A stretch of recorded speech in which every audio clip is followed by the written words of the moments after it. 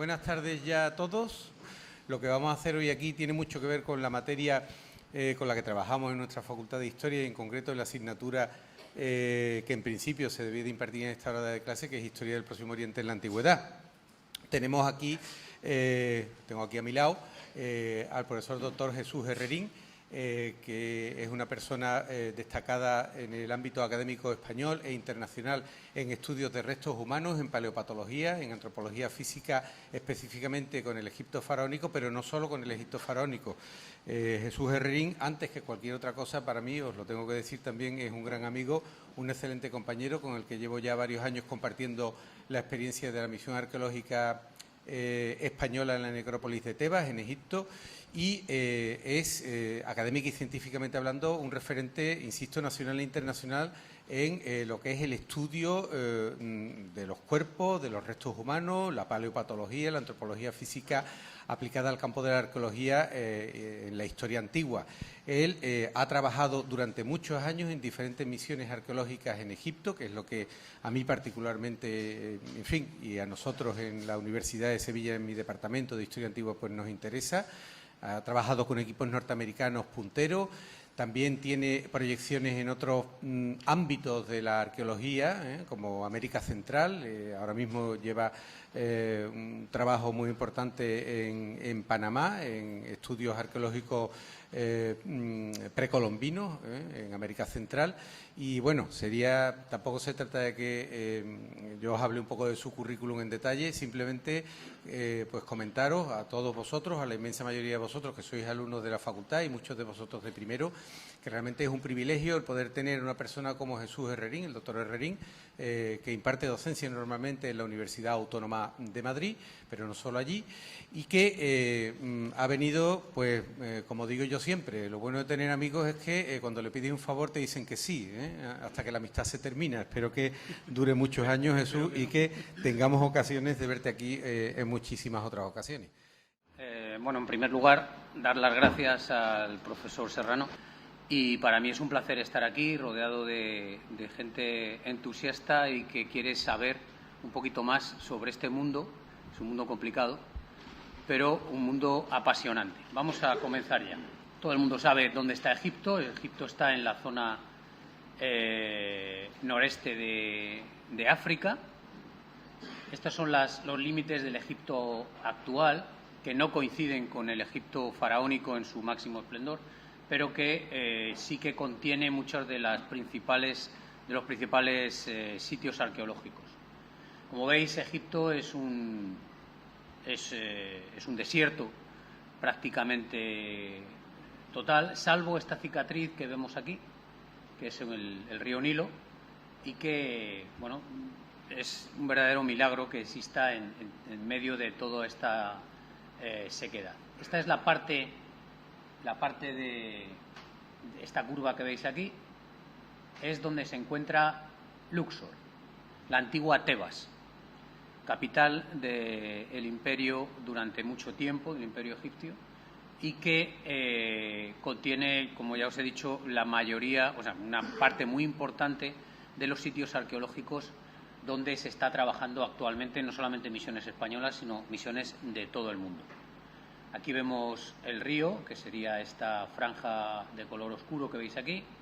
Los márgenes del río a ambos lados son las huertas que se riegan con canales que salen del río, y la ciudad de Luxor, que está, como veis, en la zona este del río, que es la zona de los vivos, la zona donde sale el sol, por lo tanto la zona de la vida, mientras que la zona oeste, que es donde se pone el sol, sería la zona de los muertos, donde se encuentran la mayoría de las tumbas que se investigan actualmente. Para centrarnos, pues aquí estaría el templo de Hatshepsut, que es uno de los más famosos, y el Valle de los Reyes, que también es muy famoso, estaría aquí.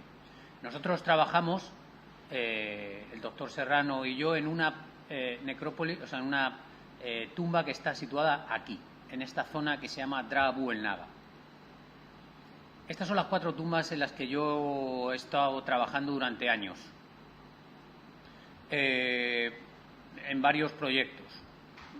Empecé hace aproximadamente 11 años y, bueno, todavía mantenemos algunos de estos proyectos, otros se han cerrado ya, Voy a explicaros muy someramente en qué consisten los proyectos, cómo son las tumbas, porque eso da una idea también de la momificación en sí. O sea que tener en cuenta que la momificación era el eje en el que giraba prácticamente toda la vida egipcia, porque todo el mundo estaba deseando ser momificado y, por lo tanto, su vida tenía un fin, que era ese.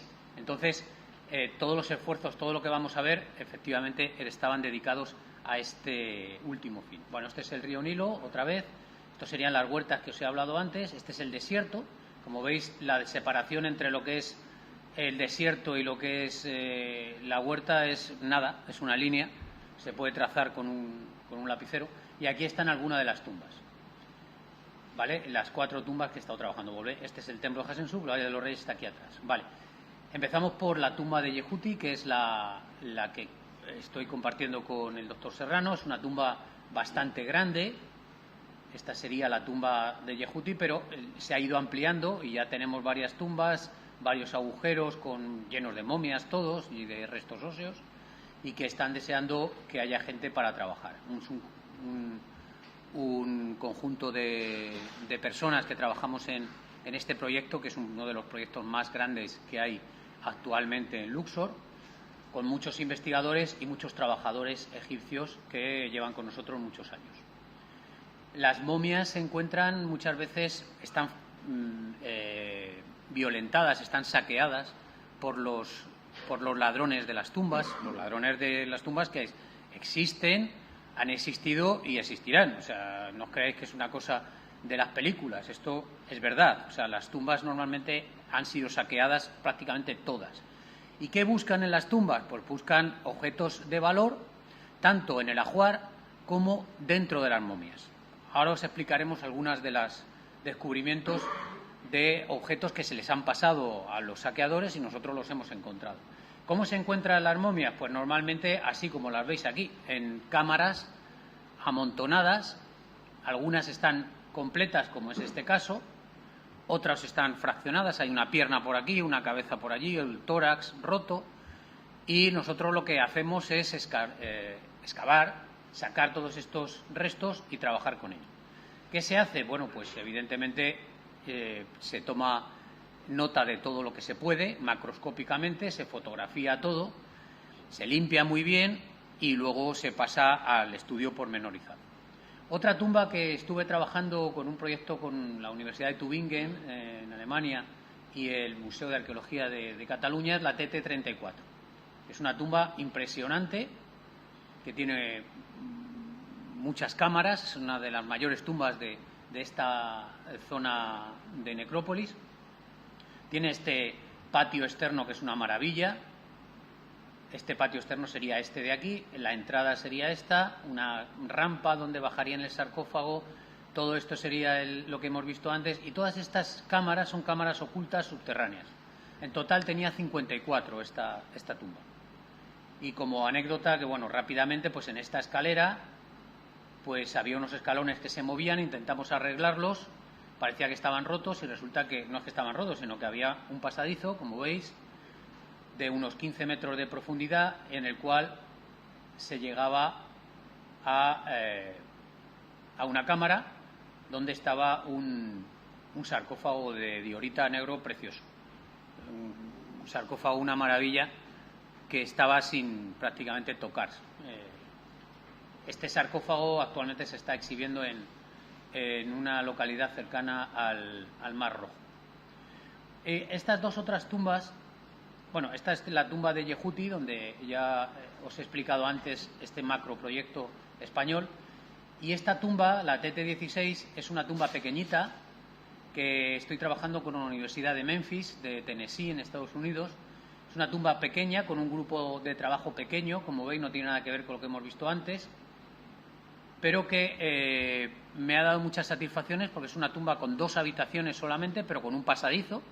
Ese pasadizo que todas las tumbas tienen, donde más o menos secreto, donde se llegaba a un agujero donde se enterraba el sarcófago, pues ese pasadizo de unos 50 metros, subterráneo, estaba lleno de restos momificados y restos humanos.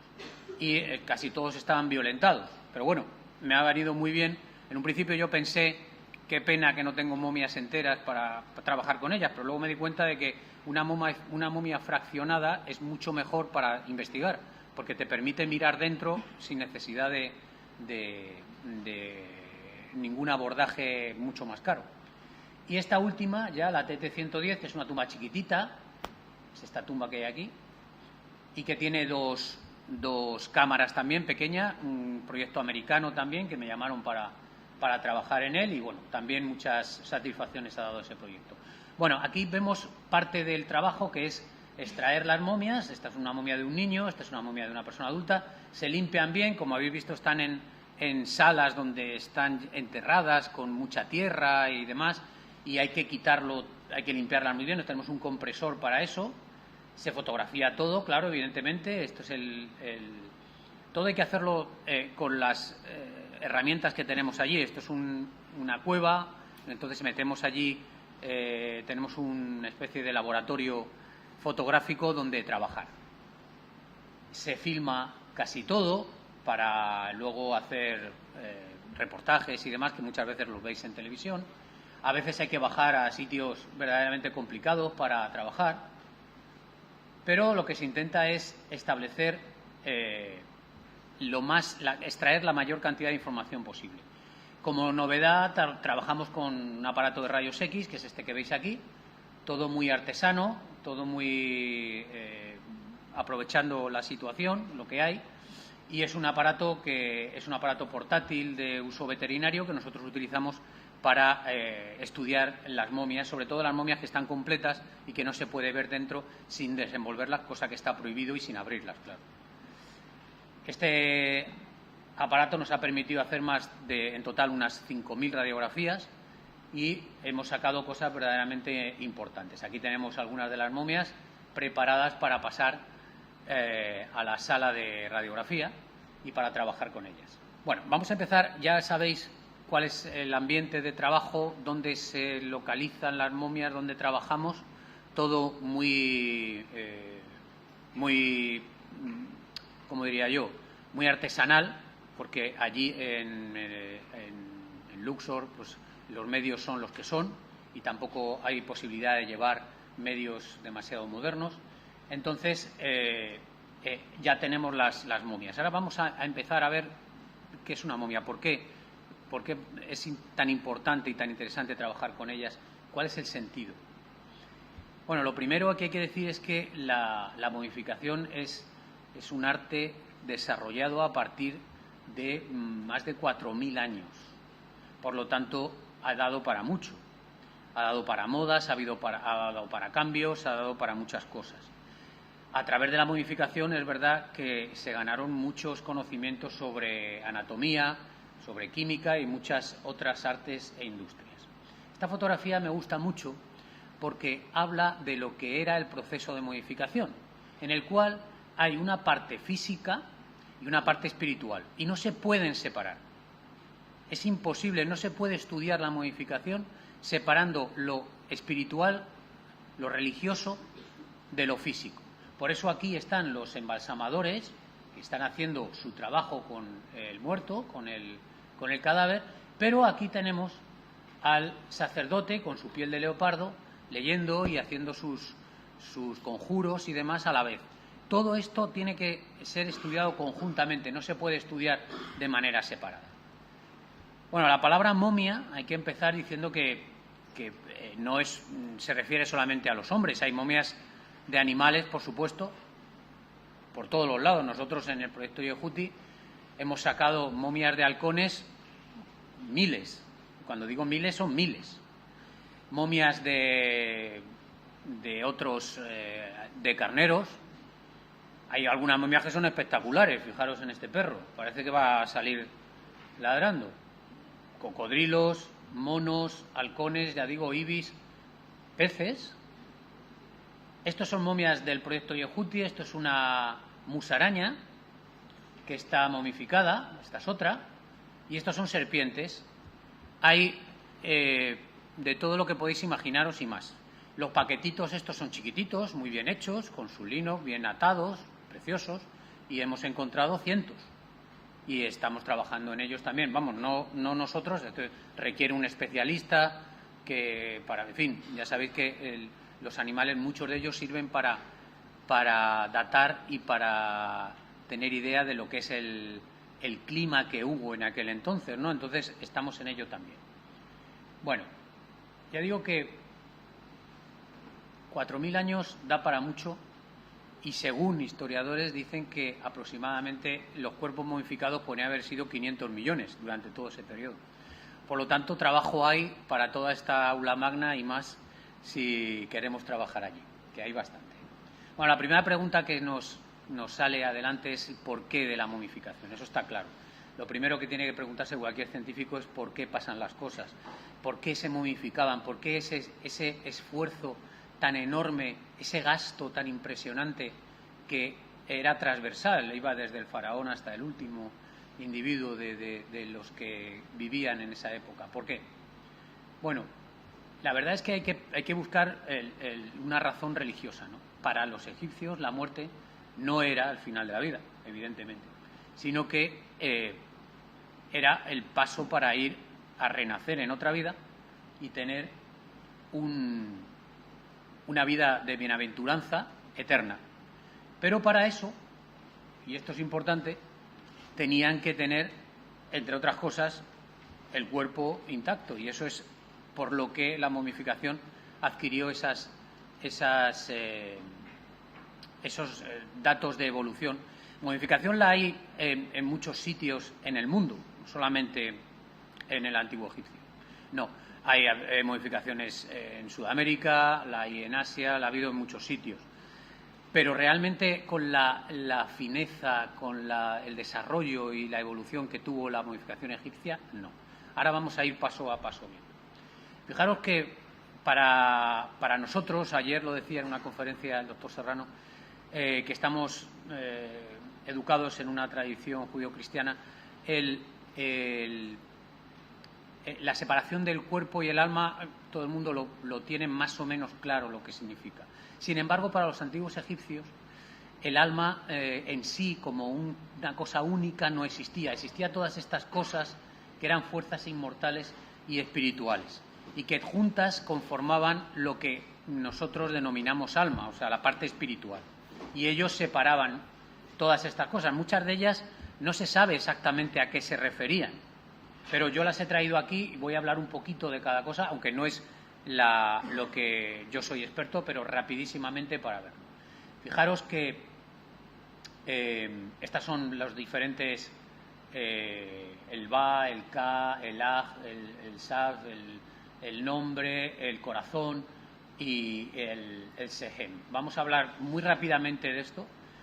Y la función del Ba. El Ba era este pajarito que veis aquí, que normalmente tiene la cabeza del difunto, y que lo que hace que vuela al reino de los dioses y vuelve a la noche a la tumba y se tiene que encontrar el cuerpo del individuo. Por eso mantener el cuerpo es tan importante. Si el Ba vuelve y no está el cuerpo, ya no hay posibilidad.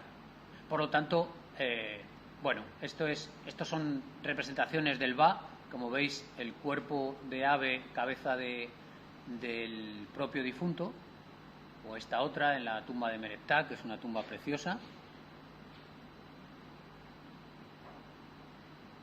Más representaciones. El Ka, algunos dicen que es el doble, que se hacía a la vez que el cuerpo se va haciendo en el nacimiento. Algunos lo interpretan como una fuerza vital. El caso es que el Ka abandona el cuerpo en la muerte y hay que procurar luego que se junte con el cuerpo otra vez para que reviva.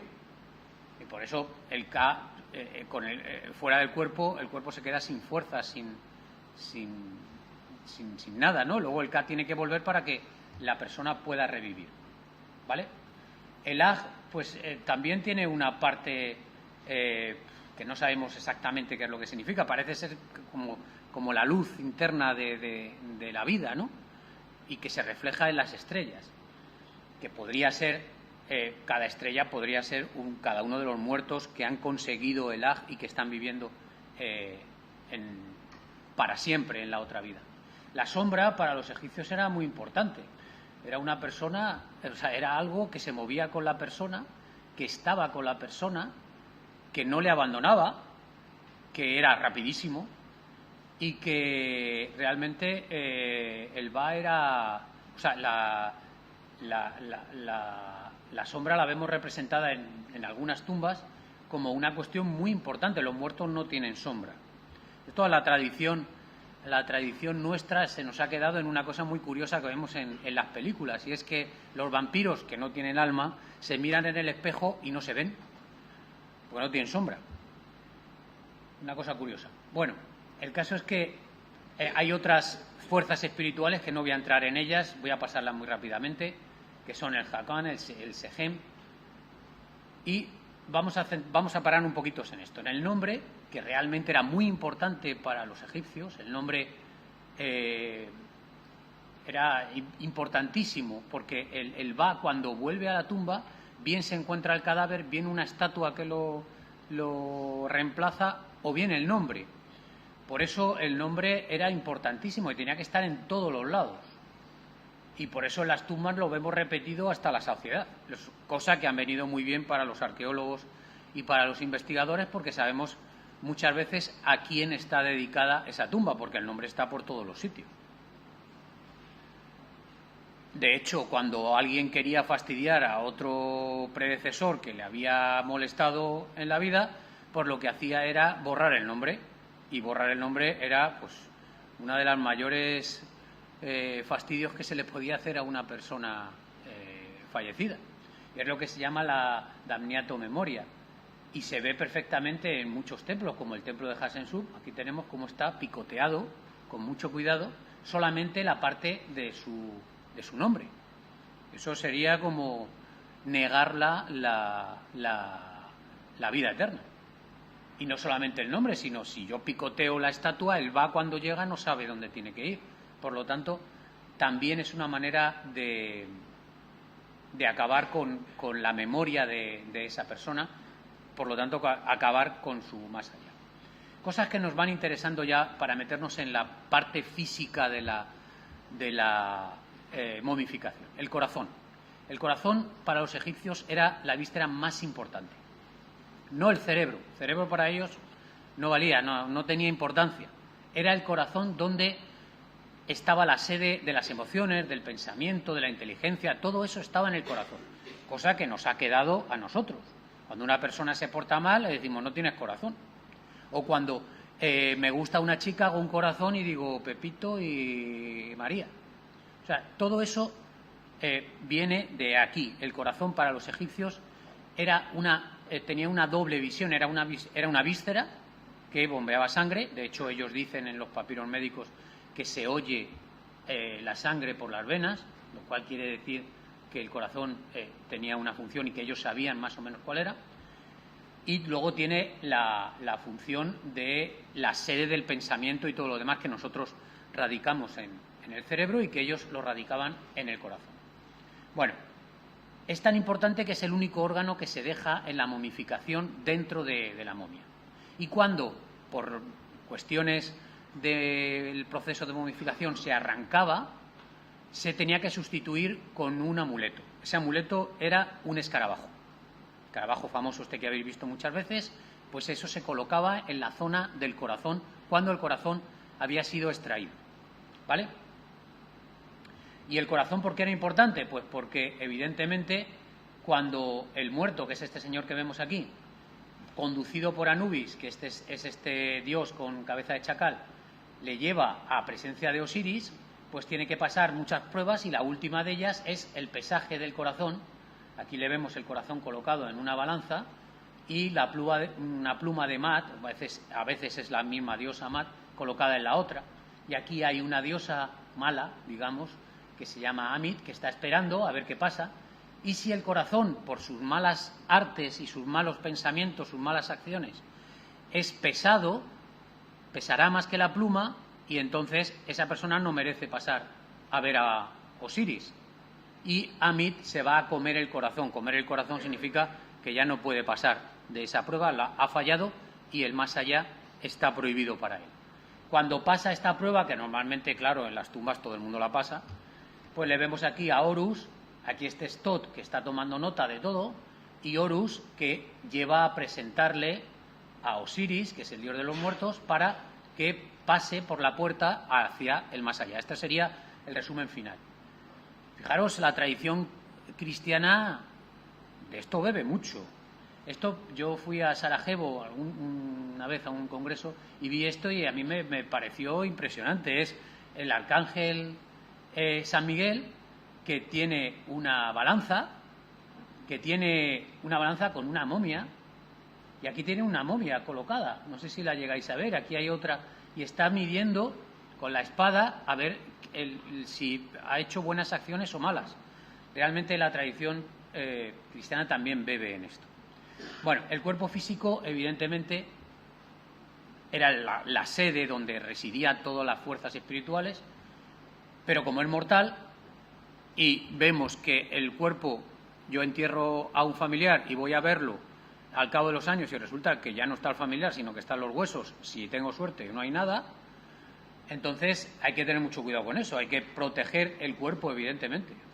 Y entonces esto ellos lo tenían bien claro. Fijaros lo que dice el libro de los muertos: no permitas que se pudran mis miembros, poseo mi cuerpo, estoy vivo, estoy firme, me he despertado en paz, no me he descompuesto, mis vísceras no se han descompuesto, no he sufrido daños, mis ojos no se han descompuesto. O sea, está diciendo a la muerte, le está diciendo, está en la plegaria, está en la jaculatoria, que diríamos nosotros, o en el conjuro, que realmente no está muerto, o sea, que los órganos siguen vivos. Eso es lo que él quiere decir en esto, ¿no? Y evidentemente el muerto tiene sus necesidades y por eso en las tumbas nos encontramos de todo: comida, bebida, instrumentos, cosas, en fin, cosas que el individuo necesitaría en la otra vida.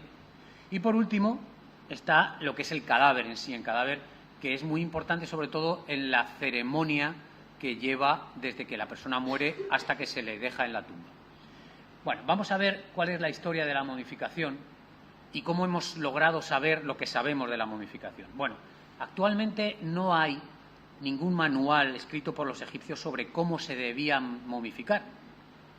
Todo lo que sabemos lo hemos sacado de estas fuentes que veis aquí: los autores clásicos, en papiros, representaciones en tumbas, los datos arqueológicos que conseguimos en los estudios que se están haciendo y los estudios paleopatológicos que cada vez tienen más fuerza en las misiones arqueológicas.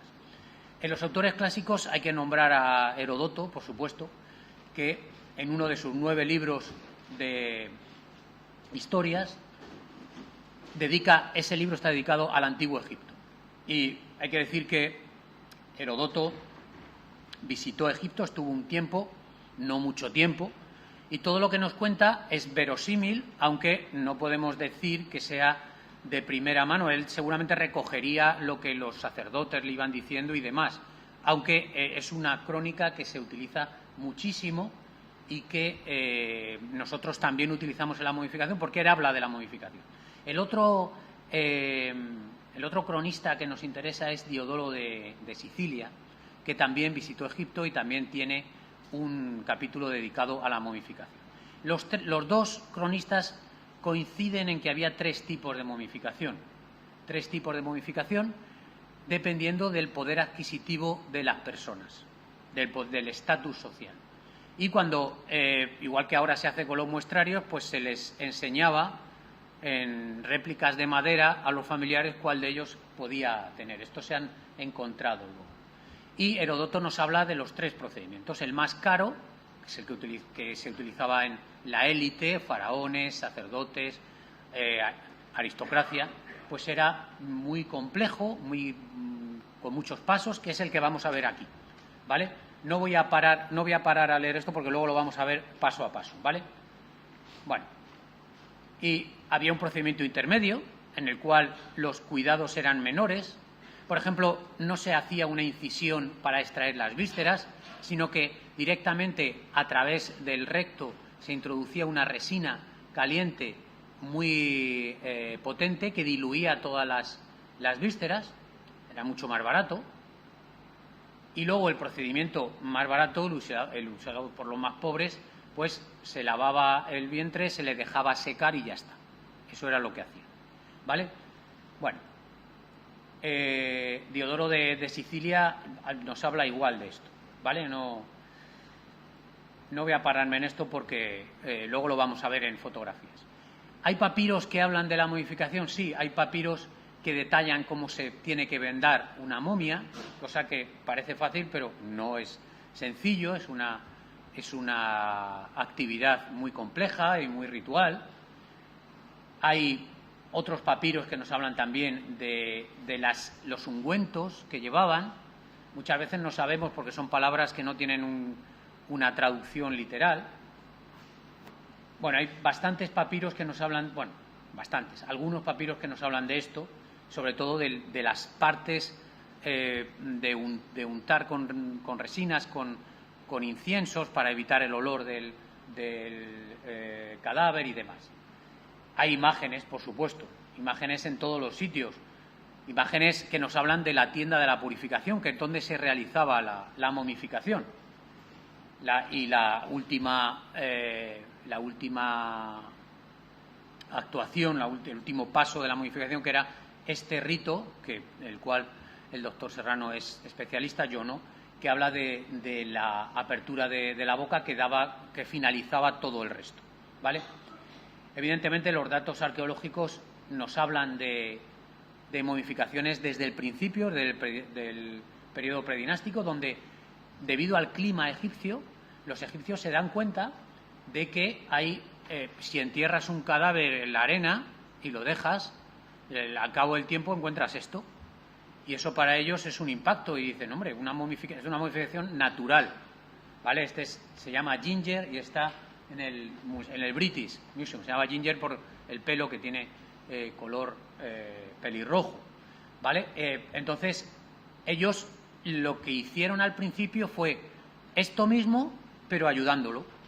Y luego se dieron cuenta de que si ayudaban más, la momificación era mejor. Y si reemplazaban la naturaleza por pasos a dar por ellos, pues la cosa seguía mucho mejor. Y eso se fue complicando a lo largo de todos estos años, ¿vale? La momificación natural, por lo tanto, sería el primer paso, dado el clima tan impresionante que tiene Egipto y que permite una momificación natural prácticamente perfecta. Luego se dieron cuenta que, evidentemente, el enemigo de la momificación es la putrefacción. Y la putrefacción se lleva a cabo por bacterias. Las bacterias están sobre todo en los intestinos. ¿Qué hay que hacer? Quitar los intestinos cuanto antes. Ellos se dieron cuenta rápidamente que la putrefacción empezaba por ahí. Empezaba por los sitios donde había agua. Había que quitar el agua, había que quitar los sitios donde hay bacterias. Y ellos, aunque no sabían lo que era una bacteria, sabían dónde empezaba. Y empezaron a quitar las vísceras. Eso fue lo primero. Empezaron a quitar en la dinastía 3 y 4, cogían las vísceras y las metían en los vasos canopos, que vamos a hablar luego de ellos, y a partir de la 4 sacaban el cerebro a través de la nariz, como vais a ver luego, ¿vale? Y luego, a partir de estas dinastías, la cosa se fue complicando en un proceso muy lioso y muy complejo que vamos a empezar a ver ahora, hasta que Teodosio la prohíbe, la momificación, debido al cambio a la religión cristiana del Imperio Romano, en el año 392 después de Cristo. O sea que estamos hablando de más de 4.000 años en el proceso. Bueno, esto es una tumba, la tumba TT23, que es de una concesión rusa, en el cual hay unos grabados muy buenos donde se ve la mesa de momificación y estos dos señores que están trabajando con el difunto. Vamos a reconstruir entonces cuál era la momificación. Una persona fallece y la momificación empezaba 4 días después de la muerte. El duelo se hacía en la casa del difunto, como pasaba en España hasta hace muy poco, donde ahora con los tanatorios no ocurre, pero seguramente vuestros abuelos, vuestros padres incluso, os hablarán de que antes los muertos se velaban en las propias casas. Y de aquí se llevaba, en una procesión funeraria, hasta la casa de la purificación, la casa de la momificación. Esta casa de momificación estaba alejada de la ciudad, en sitios altos donde corriera el aire. ¿Por qué? Porque el olor, como podéis entender, era verdaderamente importante. Aquí tenemos una tienda de momificación con una mesa de momificación y aquí tenemos los señores que están trabajando y el sacerdote que os he dicho antes con la cara de Anubis colocado aquí. ¿Vale? La momificación no solamente se dedica al cuerpo, sino también luego todos los cartonajes y todo lo que lleva detrás. Pero fijaros, he traído esta diapositiva y esta otra, porque son cartonajes que hemos encontrado este año en el proyecto Yehuti, en el cual están pintados con betún y con resinas. Y fijaros el ambiente que debía de haber en estas casas de momificación, porque esto que veis aquí son moscas que han quedado atrapadas en mientras el señor estaba dando el tinte. Imaginaros la cantidad de moscas que había en esta zona. Fijaros aquí, esta mosca se ve perfectamente las alas y todo. Y quedaron atrapadas en el tinte hace 3.000 años y aquí están. O sea que la cuestión era peliaguda cuanto menos. Bueno, vamos a empezar ya lo que es la momificación en sí. Ya tenemos el cuerpo en la mesa de momificación. Bueno, lo primero es colocar el cuerpo en la mesa de momificación y se le lava el cuerpo. A veces se le depilaba completamente, otras no. Se le lava bien con una solución de agua, con natrón. El natrón es una sal natural que hay en Egipto, en muchos sitios, pero en Egipto también los hay, que tiene sales de sodio, de potasio, en fin, es una solución salina muy potente. Luego veremos por qué es tan importante. Se lava con patrón, como veis aquí. Las mesas de momificación tenían este agujero para que todos los líquidos fueran rebosando y se recogían en unas tinajas que se usaban luego. Una vez que ya lo tengo lavado, el siguiente paso es la extracción del cerebro. Ya digo que la momificación es una carrera contra la putrefacción. Y la putrefacción la llevan a cabo las bacterias. Y las bacterias viven si tienen agua. Si no tienen agua, no viven. Eso lo sabemos perfectamente. Nosotros cuando queremos conservar una cosa, se puede conservar por congelación, se puede conservar por muchas cosas, pero sobre todo por desecado. El desecado, los jamones cuando los colgamos, para desecarlos para que duren más, el bacalao. Todo esto se debe a que el alimento pierde el agua. Si el agua no existe, la bacteria no puede vivir. ¿Qué es lo que tiene más agua en nuestro cuerpo? El cerebro llega a tener hasta un 90% de agua. Lo primero que sacaban ellos era el cerebro. O sea que tontos no eran, como vamos a ver. Bien, ¿cómo lo sacaban? Pues a través de la nariz, con estos ganchos que se han recuperado en algunas tumbas. Lo que hacían era, como veis aquí en esta momia, introducían el gancho, rompían los cornetes, rompían el tabique nasal, hacían un agujero en la parte del cerebro más accesible, que es la criba del etmoides, ahora veréis cuál es, y por ahí, con ese gancho, cogían el cerebro, iban tirando hasta que lo vaciaban. ¿Veis aquí? Por ejemplo, se ve perfectamente por cuál de los dos agujeros introdujeron y manejaron el alambre para poder sacar. Este señor que lo haría era diestro, porque la narina izquierda es la que está dilatada, la otra no. Hay veces que es la otra narina, pero normalmente la mayoría era diestra y lo hacía por esta otra. Esta es una momia de una mujer bastante guapa que tiene esta zona, como veis, muy ampliada. Y esta es la zona por donde ellos atajaban, entraban dentro. La zona que está justamente entre el techo de una órbita y la otra. Esta es una chapucera momificación. El que hizo esto estaba aprendiendo o tenía prisa o era una cosa muy rápida y muy, como he dicho antes, chapucera. Porque realmente hay momificaciones chapuceras y hay momificaciones para quitarse el sombrero por el que lo ha hecho. Esta, por ejemplo, es chapucera. Vamos a ver una chapucera y una muy buena. Esta es tan chapucera, fijaros, por la nariz ha abierto el hueco, ¿lo veis? Se ve perfectamente, introduciendo, ha roto, pero en la rotura ha roto también parte de la órbita, al manejar el gancho metiéndolo. Órbitas que están rotas en la parte de la pared de la órbita que da a las fosas nasales, porque la persona que ha intentado llegar hacia el cerebro no era muy habilidosa y lo ha hecho así, mal. Ahora voy a presentar una que está muy bien hecha. Bueno, esto sería un cráneo. Le hemos quitado la parte de la calota, la parte superior, y esta parte que veis aquí con una criba como si estuviera agujeritos, se llama la criba del etmoides, y es un lugar por donde entran los nervios olfativos, y es el lugar más fácil para entrar, que se puede romper mejor, y ellos utilizaban este sitio. Lo demás es tejido muy duro, pero esto no, esto es un tejido muy criboso, muy como una lámina, y entonces por aquí es por donde entraban. Vamos a ver algún caso, por ejemplo que el que lo hizo era un auténtico artesano. Fijaros que ha roto exactamente la criba, pero no ha tocado los techos de las órbitas. Lo ha dejado perfecto. Fijaros, un auténtico artista.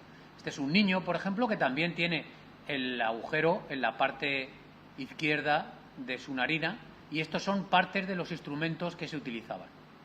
Aquí tenemos otros también, y aquí tenemos una cosa que se llama cuchara de narices, y es, una vez extraído todo el cerebro, con esta cuchara se colocaba en las narinas y se introducía resina caliente para tapizar toda la cara interna del encéfalo, y que las partes que se habían quedaran atrapadas por esa resina y no se pudieran pasar a la putrefacción. Muchas veces utilizaban tanta resina que sobraba, y como estaba colocado en la mesa, esto luego cristaliza y se ve perfectamente aquí en el occipital.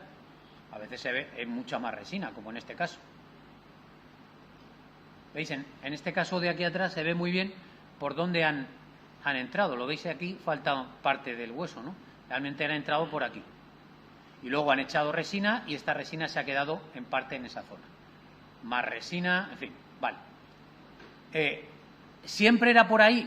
Pues no, hay veces que no extraían, hay cerebros que no están extraídos, y otras veces se extraían por otro lado, por ejemplo por el foramen magnum, o sea, por la parte del cerebro por donde entra la médula espinal. Y algunas veces se ha visto también por un ojo, pero yo más que los autores que dicen esto, yo le doy, en vez de que era el sitio para extraer el cerebro, era el error del falta de pericia a la hora de entrar, que rompían en las órbitas también. Pero nos hemos encontrado, este es uno de Montenhat, que tenía la parte de la base del cráneo rota, incluso en el interior tenía pues un cerebro, este cerebro que veis aquí, seco, que tiene más de 3.000 años, cosa que es increíble. Estas son de las cosas que... Bueno, no hay ninguna... ¿Qué se hacía con los restos del cerebro? Nada. Para los egipcios no tenían importancia. No se ha encontrado ningún recipiente especial para el cerebro, ni nada que nos lleve a pensar que el cerebro era colocado en algún sitio especial como algo importante, como ya veréis que ocurre con el estómago y con todo lo demás. Así que no se guardaba, y el cerebro sí que sabemos que los egipcios sabían que el cerebro valía, por ejemplo, para coordinar, y que una lesión en el cerebro podía producir una paraplegia. Eso sí lo sabían, pero no le daban la importancia de una víscera necesaria para la otra vida, como si era el corazón, los pulmones y todo lo demás. El siguiente paso era extraer las vísceras. Ya digo, lo primero, parar la putrefacción. Quito el cerebro porque tiene mucha agua, quito las vísceras porque tienen muchas bacterias. ¿Y cómo accedo al interior de la cavidad abdominal? Pues se hace un corte con un cuchillo muy afilado, un corte en el abdomen en forma de media luna, en el cual los embalsamadores meten la mano y extraen las vísceras. Y esas vísceras lo que hacen luego es secarlas y meterlas en los vasos canopos, como vais a ver luego. O sea que se hace un corte y se mete la mano, se sacan las vísceras. Esto no estaba bien visto. Perdonad que me diga esto, ¿no? O sea, los embalsamadores, cuando hacían el que hacía esta maniobra tenía que salir corriendo luego, era un paripé, digámoslo así, ¿no? Pero era como si hubiera violentado el cuerpo. O sea, el cuerpo es lo más importante. Entonces, había que cuidarlo. Y este señor lo que está haciendo es meter la mano para sacar. Entonces, en las crónicas de Diodoro de Sicilia habla que el que hace esta maniobra luego tenía que salir porque los demás le iban persiguiendo. Normalmente era una cuestión ritual, pero habla de la importancia que para ellos tiene conservar el cuerpo lo más en su nivel posible. Los riñones se podían sacar o no. Muchas veces, mucha gente dice que para los egipcios eran importantes y tal. Yo creo que abordar los riñones es difícil y muchas veces quedan atrapados en musculatura y en demás. Entonces es más complicado para los embalsamadores atajarlos y muchas veces yo creo que se quedaban por eso, no por ninguna razón ritual. Pero bueno, es una opinión. El corte, como veis aquí, era en la parte izquierda. Esto lo han hecho los saqueadores para romper y para sacar lo que hay dentro. Pero fijaros que dentro ya no queda nada. Realmente aquí ya veréis que los sacadores habrán sacado lo que sea, se rellenaba con otras cosas que vamos a ver luego. Pero el corte está bien dado aquí en esta zona. A veces el corte se daba en la zona abdominal completamente y otras veces, como en esta, se ve perfectamente el corte lleno de vendas y fijaros que se ve muy bien la forma de media luna y los márgenes que son redondeados, son suaves, no tiene nada que ver con esto. Esto es producto de los saqueadores, han roto para meter la mano dentro y sacar las cosas. Pero esto de aquí no, esto es para meter la mano y sacar las vísceras que estaban dentro del cuerpo y que había que sacar para evitar la putrefacción. Se extraen las vísceras. Fijaros esto que pone aquí, un texto de Porfirio que dice que las tripas se ofrecían a los dioses, pero si durante mi vida he pecado de manera ilícita con la comida y la bebida, la falta no fue mía, sino de los mismos, o sea, de las vísceras. Una manera de escurrir el bulto que ya se hacía en el antiguo Egipto, como veis. Bueno, el diafragma se cortaba. El diafragma es un músculo que separa el tórax del abdomen, se corta para sacar los pulmones. Y el corazón y la aorta se dejaban normalmente en el lugar. Aquí vemos un corazón perfectamente conservado, que está en su sitio, está in situ y que se ha momificado con todas las demás cosas y se ha conservado de una manera maravillosa. Vamos, no he visto otro corazón como este. Normalmente suelen estar arrugados. Esto es una aorta. Esto es la columna vertebral y este es el callado de la aorta y que baja para acá. Y esta aorta está muy bien conservada, conserva hasta las 4 túnicas. Bueno, se extraían las vísceras, el corazón se dejaba, como hemos dicho antes. Si era una momificación cara, se hacía esto. Si era barata, a través del ano se introducía la resina caliente, diluía todo y se extraía poco a poco, ¿vale? Los ojos, que también tienen mucha agua, también eran objeto de extracción. A veces se extraían, a veces no. En las momificaciones caras sí se extraían y se rellenan o bien con lino, como en este caso. Fijaros que tiene la forma de la órbita. Se colocaban algunas prótesis o algunas para ojos falsos para colocar. A veces estos ojos falsos solo era la parte de la pupila, que solía ser de piedra. Aquí lo vemos. Y aquí, por ejemplo, una que hemos encontrado, una cabeza de Yehuti de este año, que se ve el ojo perfectamente. Esta es una radiografía y el ojo con la piedra y la pupila hecha en otro color en la piedra, maravilloso. Como veis, se ha conservado el párpado, en fin, una auténtica maravilla. Bueno, se esterilizaban las cavidades, se esterilizaban las vísceras, se embalsamaban las vísceras, o sea, las vísceras se secaban, se lavaban, se deshidrataban con el natrón, que vamos a verlo luego, y una vez que ya estaban así, se untaban con aceite perfumado para evitar los olores, se trataban con mucha resina y se introducían en los vasos canopos. Los vasos canopos, o sea, se hacía un paquete con cada víscera y se introducía cada una en los vasos canopos. Cada vaso canopo, como veis, tiene cuatro cabezas diferentes. Ahora explicaremos cómo. Aquí veis la apertura, cómo sacan. Aquí lo están introduciendo directamente en los vasos canopos, pero esto no es verdad, porque tenía un proceso de desecado y de envoltura posterior que duraba un tiempo, Aquí tenemos los vasos canopos, que tienen cabeza humana, de mono, de orus y de chacal. Cada uno tiene un nombre diferente y en cada uno se introducía el hígado, los pulmones, los intestinos o el estómago de los 4 hijos de Horus, y cada uno llevaba puesto, inscrito, diciendo que, bueno, esta deidad estaba para proteger esa víscera. Voy a pasar rápidamente porque en casi todas dicen lo mismo, con diferentes fórmulas. Esto que veis aquí es esto que sale aquí, pero de lo que se trata es de que se han conservado las vísceras. ¿Para qué? Para que el muerto en la otra vida las pueda utilizar y pueda seguir teniendo una vida bienaventurada y completa. Bueno, a partir de la dinastía 21, esto es interesante, se hacían 4 paquetes y se volvían a introducir dentro. Ahora vais a ver algunos casos, ¿vale? Bueno, el hueco que se quedaba dentro del cuerpo, ¿qué se hacía con él?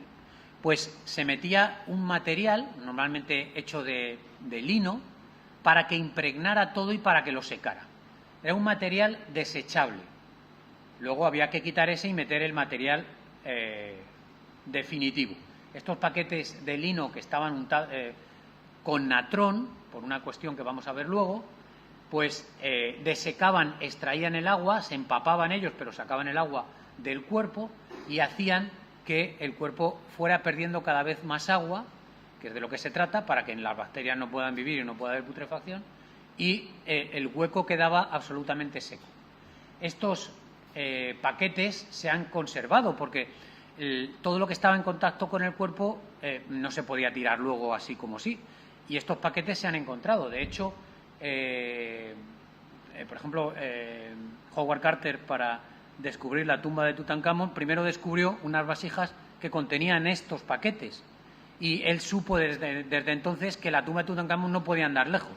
Entonces el radio de búsqueda se centró cercano a estas vasijas especiales que estaban conteniendo estos paquetes que no eran definitivos. Y ahora viene la segunda fase, que es muy importante, que es la desecación del cadáver. Para que el cadáver se mantenga tiene que perder todo el agua. Hay un proceso físico que se llama ósmosis, supongo que habéis oído hablar de él, y habla de que cuando dos disoluciones de diferente concentración de sales se ponen en contacto, separadas por una membrana semipermeable, las membranas de las células humanas son semipermeables, las concentraciones, o sea, el agua pasa de donde hay más concentración, de donde hay menos concentración a donde hay más, para intentar igualar concentraciones. Bien, si yo coloco el cuerpo humano en una disolución con mucha sal, la disolución con sal está más concentrada que las células humanas. Por lo tanto, las células humanas, el agua que hay adentro va a salir de la célula directamente, gratis. Eso es lo que provoca, por ejemplo, que en el Mar Muerto no haya vida. Porque si yo echo un pez en el Mar Muerto, como la concentración de sal en el agua del Mar Muerto es enorme, entonces el pez intentaría igualar las concentraciones perdiendo agua y moriría, ¿entendéis? Bueno, pues los egipcios llegaron a esta conclusión, que colocando al muerto en salmuera, que es lo que están haciendo, el muerto iba a perder agua. Y si pierde agua, las bacterias no pueden estar, no pueden vivir, no hay putrefacción, el cuerpo se mantiene para siempre. Esta era la parte más importante y más larga, porque, como veis, están enterrando al muerto en la mesa de momificación en natrón, lo están tapando. Estas mesas tenían que ser, esta es una mesa fabulosa que hay en el Museo de El Cairo, que es de mármol, y constantemente estaban reponiendo el natrón y los fluidos recogidos por esta zona de aquí, como ya habéis visto. ¿Vale? ¿Veis? Toda esta zona de aquí era la recogida todos los fluidos del cuerpo. ¿Cuánto tiempo? Pues unos 40 días más o menos. 40 días donde el cuerpo va exudando todo el agua que se recogía y se desechaba. Hay varias mesas de momificación que se han recuperado, algunas de estas las que pongo aquí, pero vamos, básicamente era eso. Bueno, se extraía entonces el relleno temporal, ¿vale? se tapizaba la cavidad interna con resinas y se colocaban los rellenos permanentes, los que se iban a quedar en la momia ya. Y estos eran normalmente paquetes que podían contener tierra, podían contener natrón, arena, vegetales, bueno, de todos los tipos. ¿Veis estos paquetes que veis aquí? Para dar volumen al cuerpo y que el cuerpo se pareciera lo más parecido, que fuera lo más parecido a la realidad posible. Esto es un TAC y veis los paquetes dentro. Estos son momias que hemos trabajado nosotros este año y veis este paquete tan enorme que está colocado en el interior, este otro de aquí también. Paquetes como este otro que vemos aquí, o como este grandísimo que ocupa todo el abdomen. O incluso, fijaros, este paquete que se encuentra entre las piernas de este niño. Esto lo hemos visto varias veces, no sabemos exactamente por qué. Estamos investigando a ver por qué. Una vez que se colocaban esos paquetes, la herida esa que le he hecho en la incisión para sacar las vísceras había que taparla. ¿Y cómo se tapaba? Pues se colocaba esta chapita de Horus sobre la incisión. Y esto es una fórmula mágica para decir que el cuerpo no estaba tocado. Aunque se hubiera hecho lo que se hubiera hecho con él, esto mágicamente dejaba el cuerpo como estaba. Nosotros hemos descubierto una placa de Horus este año. Esto es un torso de una momia en el cual, como veis, los ladrones se han cebado, han roto todo, pero se les ha pasado, en rayos X se ve, esta plaquita en el lado izquierdo, justamente donde estaba el corte. Esta plaquita era una placa con el ojo de Horus, que está pintado aquí. Voy a pasar esto porque es como la sacamos, pero bueno. Esta es la placa, ¿veis? El ojo de Horus, perfecto, colocado. Es una placa que está cincelada, muy bien trabajada, y está compuesta, la composición es de estaño y de plomo. Por eso se pudo doblar y los saqueadores, cuando rompieron el cuerpo para extraer las cosas que había dentro, doblaron la placa y no la vieron, pasó desapercibida para ellos, gracias a lo cual la estamos observando nosotros aquí. Bueno, el cuerpo se untaba con resinas aromáticas para evitar el olor, se taponaban todos los orificios. Fijaros aquí cómo se ve muy bien cómo se taponaban los orificios nasales, la boca, los ojos. Aquí se ve desde dentro, estos son como los taponcitos que nos ponía nuestra madre cuando nos salía sangre de la nariz. Pues aquí tenemos estos tapones, el tapón de la boca y los tapones de los orificios nasales. Y volvemos ya a la última parte, que es también muy importante, que es vendar el cuerpo. La última parte del vendaje de la momia, el embalsamamiento en sí. Y aquí tenemos muchas cosas importantes. ¿Cuántos metros de lino llevaba una momia? Volvemos a lo de antes, dependiendo si era una momia de alto standing o bajo. Pero se han llegado a contar hasta 500 metros en una momia. 500 metros de lino. Es una barbaridad, ¿eh? Muchísimo, pero bueno. Y conforme voy vendando, voy colocando los amuletos. Por eso los saqueadores lo saben muy bien y rompen todo para extraerlos. Por ejemplo, este amuleto que pasó desapercibido para los saqueadores, de un ojo de Horus, de un lazo de Isis, o estas pulseras metálicas en otra momia. Aquí lo vemos mejor. O este escarabajo que está colocado en el lugar del corazón. O esto que hemos descubierto este año, estas plaquitas metálicas en el lugar del corazón de este torso, de esta momia. Se hizo radiografía, se observó esto, junto con estos amuletos que veis aquí, estos son los amuletos que hemos visto antes, y estas piececitas que estaban talladas, como veis aquí, con diferentes cosas. Se limpió todo muy bien, se extrajeron las plaquitas y se limpiaron todos, y al final resultaba que eran de cobre con una lámina de oro y estaban talladas de esta manera que veis, con diferentes amuletos para que el difunto pueda llegar hasta Osiris y pueda tener una vida eterna. Estos como estaban y estos como lo habéis visto, como quedaron después de la limpieza, ¿vale? Y efectivamente tenían cobre, plata y oro. El cobre, la plata y el oro, sobre todo la plata, era un metal muy raro en Egipto, por lo tanto estamos hablando de un alto standing en este individuo que tenía estas plaquitas. Y esta plata seguramente estamos pensando que podría proceder de la península ibérica. No lo sabemos muy bien. Otras veces los adornos eran tipo collares o pulseras como este tipo, que son hechas con fayenza, con cerámica, que las hay, que las tienen, por ejemplo, estos niños pues tienen en los pies, en las manos, en el cuello. Y ya llega la última parte, que es el embalsamamiento. El embalsamamiento era una labor increíble, porque había que ir paso a paso. En las momificaciones caras, primero cada dedo, luego la mano, luego el brazo, luego el cuerpo con los brazos, luego las piernas primero los dedos, luego los pies, luego la pierna separada, luego las dos piernas juntas, luego todo el cuerpo junto. Todo eso hace que vayamos sumando metros y metros de lino y encontramos, y estos vendajes se pegaban al cuerpo con goma o con resina y se colocaban entre medias las joyas y los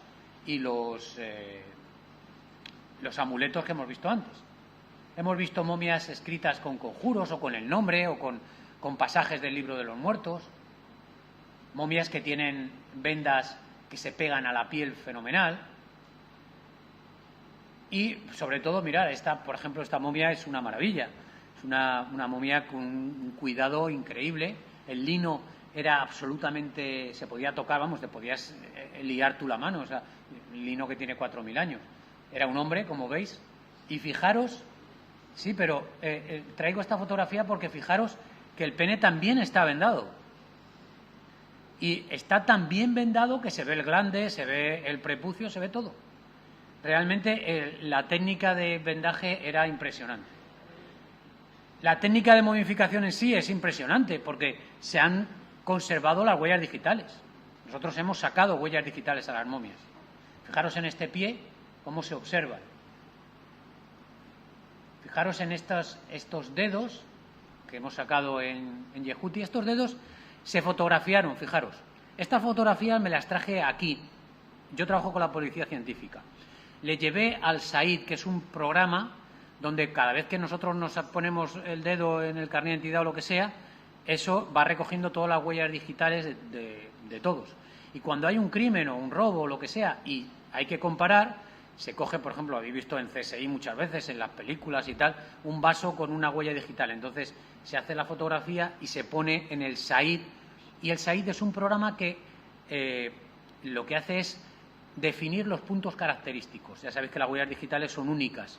Ni tan siquiera los gemelos homocigóticos que tienen el mismo ADN tienen las mismas huellas digitales. Son diferentes, ¿eh? Es lo único que les diferencia. Bueno, pues en un juicio, para que el juez diga que esa huella que se ha encontrado en la escena del crimen es la del sospechoso, tiene que haber como mínimo 12 coincidencias, 12 puntos característicos igual. Nosotros en las huellas egipcias hemos sacado 45 puntos característicos, lo cual es increíble. Y entonces, bueno, la policía científica no se lo podía creer. Cuando llevamos estas fotos, decía, no, esto no puede ser. Claro, no se puede comparar con nada porque no hay registro de huellas de los antiguos egipcios. Si los hubiera, pues podríamos saber cuál era la persona que había. La modificación era tan buena que, fijaros, se conservan las pestañas, se conservan las uñas perfectamente, se conservan las manos de una manera increíble, que esto es verdaderamente es un placer y una responsabilidad enorme trabajar con esto, porque estás hablando de una persona que ha vivido hace 4.000 años y que está hablando contigo, está hablando un lenguaje científico, pero está hablando contigo. Hay que saber responderle. Y todo eso está escrito, está dicho en su cuerpo. Y esto es muy importante que todo lo tengamos en cuenta. Fijaros, está una persona muy cuidada, tenía una manicura hecha perfecta. Bueno, a veces se doraban estas momias, sobre todo en la época romana. Y hemos visto momias doradas en el cráneo, hemos visto en los ojos, en las manos. Hemos sacado un pene dorado este año en Yehuti, un pene suelto, dorado, que bueno, indica también un alto estatus social. No creéis que esto era gratis, ¿eh? Esta es la princesa azul que la llamábamos en Montenhat, que es una mujer con unas facciones verdaderamente guapa, que es la que hemos visto antes, que tenía la nariz muy extendida. A veces se le ponía pulseras de este tipo, vegetales o collares, como en este caso. Y el último paso era meter la momia ya en los sarcófagos. Primero los cartonajes y luego sarcófagos de madera, uno dentro de otro, hasta llegar al sarcófago final. Los sarcófagos, evidentemente, iban ganando en tamaño para que pudieran meterse uno dentro de otro.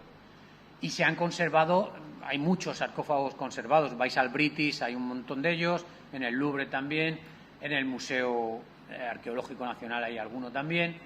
Y estos son los cartonajes con los cuales se tapaba la momia antes de meterla en los diferentes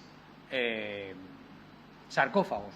Los sarcófagos, al final, hombre, si eres Tutankamón, pues te pones una máscara de oro y el primer sarcófago es de oro, en fin. Si no, pues evidentemente pues es de madera o de maderas caras y maderas preciosas también. Y lo último ya era el ritual de la apertura de la boca, que veis aquí, que era, realmente no se llegaba a tocar a la momia, no es que se le abriera la boca físicamente a la momia, no, era una manera de abrir la boca para que en ese momento entraran todas las fuerzas espirituales que hemos dicho antes y la momia pudiera resarcir en el otro mundo. Y la momia y el Ba pudiera entrar y pudiera salir también del cuerpo. Y fijaros la tradición también nuestra, como aquí es San Francisco de Asís, en un convento en Salvador de Bahía, en unos azulejos, está expirando, rodeado de los ángeles, custodios y demás, y de frailes, y en el momento en que expira sale su alma. ¿Por dónde sale? Por la boca. Realmente estamos otra vez hablando del sincretismo religioso y de las cosas que hemos heredado del antiguo Egipto, que son muchas. Bueno, aquí tenemos a Howard Carter y la momia de Tutankamón. Y con esto terminaría la momificación. Lo que pasa es que voy a explicaros una cosita más, voy a ser un poquito pesado ya, 5 minutos más, diciendo algunas cosas que hemos descubierto nosotros que son novedosas. Y es esto que hemos llamado cosmética para la otra vida. Hemos descubierto que los antiguos egipcios no solamente conservaban el cuerpo, sino que lo intentaban mejorar. O sea, si la persona había sufrido alguna enfermedad, algún mal, alguna tara física durante su vida, el embalsamador no solamente conservaba el cadáver para la otra vida, sino lo que intentaba mejorar el cuerpo para que no pasara los males que pasó en esta. Y aquí encontramos alguna cosa interesante, aparte de peinados con henna o algunas cosas que hemos visto de acicalamientos o de peinados especiales, no solamente tintes, sino también peinados con formas especiales, como en este caso. Bueno, total, que yo con esto voy a terminar ya y vemos algunas de las cosas que se hacían. Esto no valía para la vida, pero sí se ha conservado algunas prótesis. Tengo un caso yo que no lo he traído porque lo estoy publicando ahora, de un médico que tiene es una momia que está en mal estado. Habíamos conservado el cráneo solo y resulta que vimos que un diente estaba girado. Lo tenía, la cara interna del diente estaba hacia afuera. Bueno, pasa algunas veces. Hay gente que tiene los dientes girados y actualmente se opera, se coloca. Antiguamente no, claro. Bueno, nos llamó la atención, empezamos a investigar. Y estaba en tan mal estado de conservación esa momia que la mandíbula cayó, se desprendió. Y cuando se desprendió esa mandíbula, vimos que la mandíbula no tenía dientes, pero la momia tenía dientes. Le habían colocado dientes que no eran suyos. Estamos publicándolo ahora en el ARCE, a ver si nos lo admiten. Entonces, es increíble. Evidentemente, eso no era para la vida del individuo, con esto no se puede masticar, pero sí para la vida siguiente. O sea, si has pasado malo porque tu boca te ha dado muchos problemas, no te preocupes que yo te voy a poner dientes para que en la otra vida no te pase esto. Hay cosas espectaculares como esta prótesis de un dedo. Esto no es mío, esto es de una expedición alemana, que se ha comprobado que no valía para andar, pero que se le colocó a la momia. ¿Con qué sentido? Pues evidentemente para que anduviera en la vida siguiente. Este es un caso muy, muy espectacular porque se ve que la momia ha perdido el dedo. Podría ser, por ejemplo, por una amputación, por una diabetes, que es muy típica en las personas mayores, ¿no? Y luego se le colocó esta prótesis. También hemos visto cómo colocan las vendas para que la momia tenga un aspecto saludable, que se quedan muy sin agua, quedan mal, pues hay que poner ahí cosas para evitar que el aspecto sea malo, como en este caso. Este caso es espectacular, es una momia en la cual se le ha quitado la cabeza, ya veremos por qué, y se le ha colocado un palo, metiendo por el foramen magnum, por el agujero por donde pasa la médula espinal, se ha metido el palo para unirla luego otra vez con el cuerpo. Fijaros, aquí se ve muy bien el palo colocado. Esto pesaba un montón, porque este palo, que era un palo pequeño, estaba luego enrollado en vendas llenas de resina. Y este caso lo vimos en una tumba en Montenhat, vimos estas 4, no sabíamos por qué. Dijimos, qué cosa más rara, tiene un palo metido por el canal medular. ¿Y esto por qué? ¿Para qué? Lo dimos como que una curiosidad que no sabíamos qué era. Pero luego en la tumba TT16 vimos esto, que era una columna vertebral que tenía un palo metido todo por dentro para ponerla recta. Y dijimos, ¿por qué pasa esto? Vamos a buscar el porqué. Y el porqué era porque este señor tenía una artrosis tremenda, que había hecho puentes óseos y seguramente tendría alguna joroba o algo así, dolores importantes, y los embalsamadores dijeron, no te preocupes, que cuando te mueras te vamos a estirar. Rompieron la columna, rompieron los puentes óseos, le quitaron la cabeza, pasaron el palo, le pusieron la cabeza otra vez y ya lo tenemos listo para la otra vida, para andar y para tener una vida completamente sana y sin dolores en el más allá. Y con este termino, que es un caso que a mí me parece espectacular, son 2 pelvis de una mujer joven, una mujer de unos 20 años, que las encontramos así y estaban atadas por dentro. Una sutura interna, la primera sutura interna de la cual se tiene noticia en los procesos de momificación. Evidentemente, lo que se trataba con esto, el porqué, está claro, es volver a colocar las sínfisis en su sitio. ¿Y por qué pensamos que ha pasado esto? Nuestra reconstrucción de los hechos es, esta mujer es una mujer joven que quedó embarazada, que murió en el parto, seguramente por una mala posición en el feto, y que los embalsamadores, el feto se quedaría encajado, rompieron los ligamentos que unen las sínfisis para abrir el canal del parto y poder extraer el feto, y luego volvieron a colocar cada cosa en su sitio atando las sínfisis en su lado. ¿Por qué? Pues evidentemente para que en la otra vida esa mujer pudiera tener hijos. Porque el ser madre, ser la dueña de la casa, la madre de los niños, era uno de los papeles fundamentales en la vida de una mujer egipcia. Actualmente esta operación se llama sinfisiotomía y se hace en los países del tercer mundo que no tienen posibilidad de hacer cesáreas. Y lo que se hace es un abordaje desde el exterior. El de la momia no era desde el exterior, era desde el interior.